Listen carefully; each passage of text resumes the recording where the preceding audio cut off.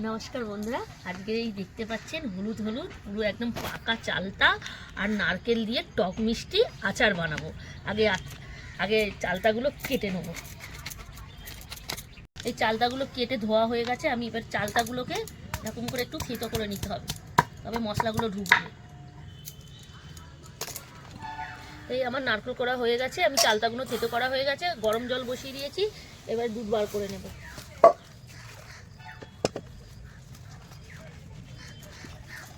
এই বন্ধুরা, তেল গরম হয়ে গেছে, দুটো তেজপাতা, দুটো শুকনো লঙ্কা, 5টা এলাচ, আর এটা সাদা সর্ষে, মৌরি আর 5 ফোড়ন, এগুলো আমি দিয়ে দেবো। আচারে অনেক সেন্ট হবে।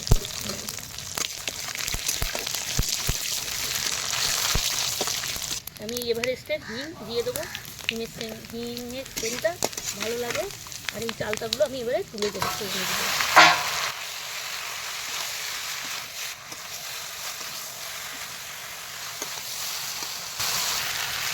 তেলের মতন নুন দেবো, লাগলে আবার দেবো।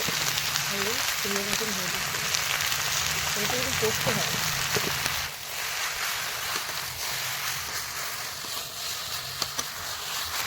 একটু কাশ্মীরি লঙ্কা দেবো, জিরে মরিচের গুঁড়ো, আর একটুখানি গোলমরিচ।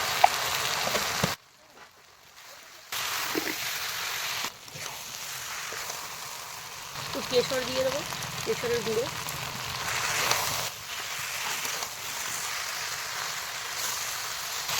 আমি জল দিয়ে দেবো।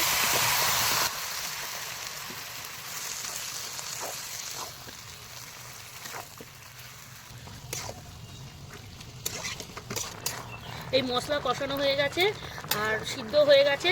এবার আমি পোস্ত আর কাজুটা একসঙ্গে পিষে নিয়েছিলাম, আমি এইটাকে দিয়ে দেব।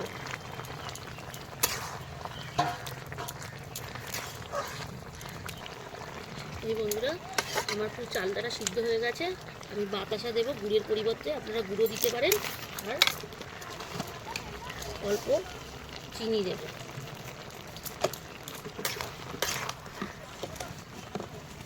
আমুল দুধ 3 চামচ দেব।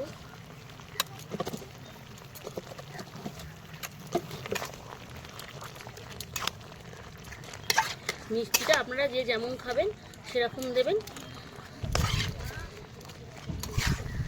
আর এই নারকেল দুধ আমি অফ ক্যামেরায় ছেঁকে নিয়েছি, আমি এটা দিয়ে দেবো।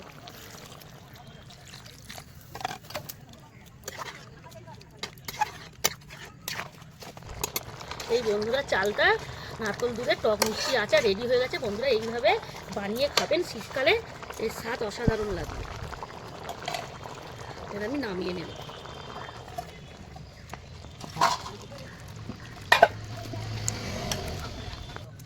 এই বন্ধুরা, আমার নারকেল দুধের টক মিষ্টি আচার রেডি। এইভাবে বানিয়ে খাবেন।